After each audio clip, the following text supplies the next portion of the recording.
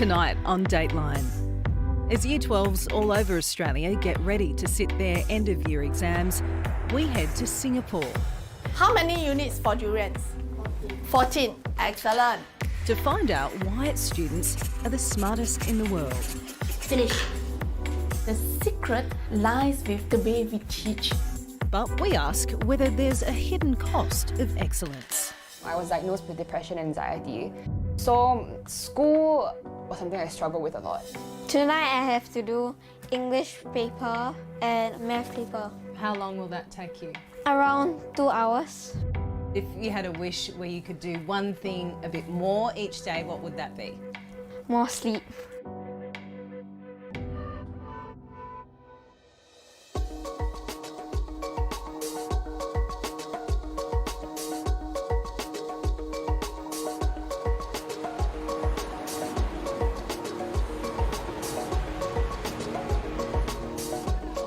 Singapore tops international leaderboards when it comes to learning.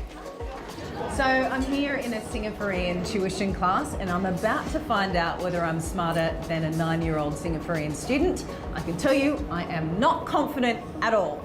Okay, so 3/5 is the same as how many then? This question would have many Australian adults scratching their heads, but for these Year 3 students, it's child's play. Ready, set, go.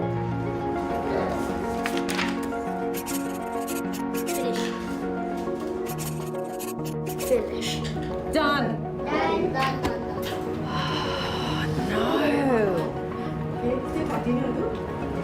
You didn't draw them. You didn't Yeah. draw. I feel like I've missed a fundamental, something fundamental's missing, and mine doesn't have as many boxes as the other kids.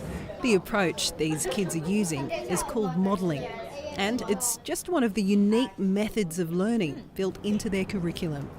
I'm getting a little bit of a taste of just how competitive the Singaporean education system is. I'm falling way behind my peers, and the pressure is real.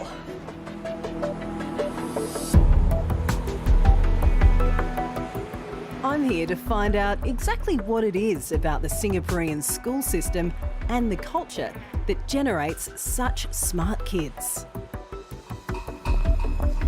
Hi, Janice. Good to see you. Janice Peterson, Hi. lovely to meet you.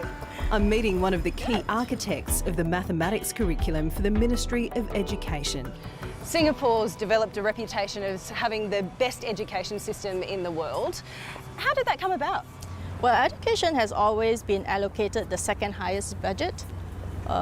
With a small nation that has no agriculture, very small land, no natural resources, we can only invest on the mass of the size of a fist that is in the head, which is the brain.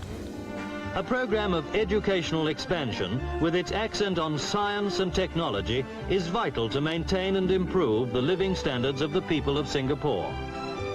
Founding father Lee Kuan Yew transformed the country from poverty to prosperity in a single generation by focusing on its human resources. Lou May says the government has always invested heavily in education. Right from decolonization days in the 60s, we need to build people with skills who can work in the factories, who can work in the offices, and a large part of investment has been put into education. It's always been about long-term social and economic planning. As educators, we are not educating our children for today, not for tomorrow. We are educating them for the future economy in 20 years' time. And that's pretty much what the Ministry of Education has to do often, to look into the crystal ball to what is necessary and what is needed for the future generation. I'm on my way to a class where the focus is very much on learning for the future. It's Saturday morning here in Singapore, and while most Aussie kids might be hitting the sporting fields, these 4-year-olds are attending robotics class. The little ones experience maths through play. it selects either this area or this area. But the older kids are here expanding their maths comprehension in preparation for the big national exam that takes place at the end of Year 6, called the PSLEs. How do you feel about coming here on a Saturday morning? I'm usually quite excited to come as I will want to do a lot of building and programming. So tracking the line, first line, second line. A student's PSLE score determines which secondary school they'll go into. High scorers qualify for the top academic schools, while low scorers find themselves in schools geared towards vocational training. This system of streaming can put a lot of pressure on kids and their families. Okay, understand?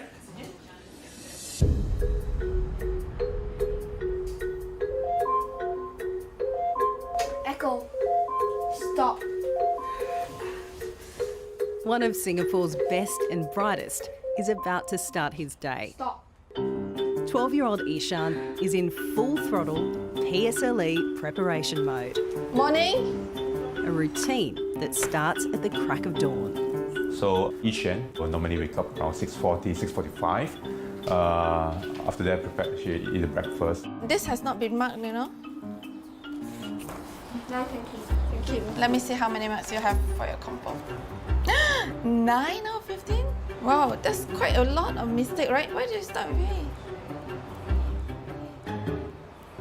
Okay, we'll go through when you come back. Then around 7 o'clock, I will then fetch him to school. You got everything? Drop him off. Wait for me. Okay. Bye. Bye. Have a great day. School ends about 1:30. Hello.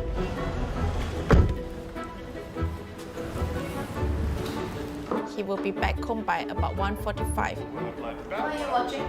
What happens when you die? You have to take a quick lunch before we rush him down to his science tuition that starts at 2:30. Science tuition ends at 4:30. And then we have to rush him down to his usual drama class from 5 to 7. Okay, boys, warm up. Please roll your lip. Let's have dinner. Yeah. Hey, this looks great. Yeah. After a quick family meal, Yeah. it's more studying. Tonight I have to do English paper and also math paper. How long will that take you? Around 2 hours for all of them to combine. And then what about these ones here? This is extra study, so if I am free, I can do them for extra revision. Okay, but it's getting late already, so you probably don't have time for those. Why are the PSLE exams such a big deal? So it's really frightening, so everyone wants to move on to a good school to get a better job, and it is worthwhile for the long run. I can see a lot of my friends like scrambling, doing work, and say they don't have any time to play. Where do you think that pressure comes from? I think it comes from our teachers, friends, family, and it can get very stressful when everyone is looking at you, thinking that you can score really well. And if you had a wish where you could do one thing a bit more each day, what would that be? More sleep. So when does he wrap up? When's sleep time? So sleep time is around 10:45 to 11. Wow. Yeah, that's quite normal for a single kid. Supporting a child's education is like a second job for many Singaporean parents, and Mum Janice and Dad Tian are no exception. Guess it's our way of life. We have a full-time job. When we come back, we still have to make sure that we look through the children's work and to help them to the best of our ability. This way of life is deeply rooted in Singaporean parenting, and it's called kiasu. Can you tell me what a kiasu parent is? It's Afraid. Chinese dialect, yeah. Yeah, it's a Chinese side. Afraid Afraid to to lose. lose. So when it comes to our children, when we say that we are kiasu parents, it has a negative connotation. It usually refers to parents that go all out to push their children regardless of whether the children is stressed or not, to go for the best in terms of everything. They are afraid to lose at the expense of their children's health, their children's mental state, stress level. Yeah. If you take a step back though, do you think the balance is right? That's a good question. Balance between work and play. I would say that there is a season for everything.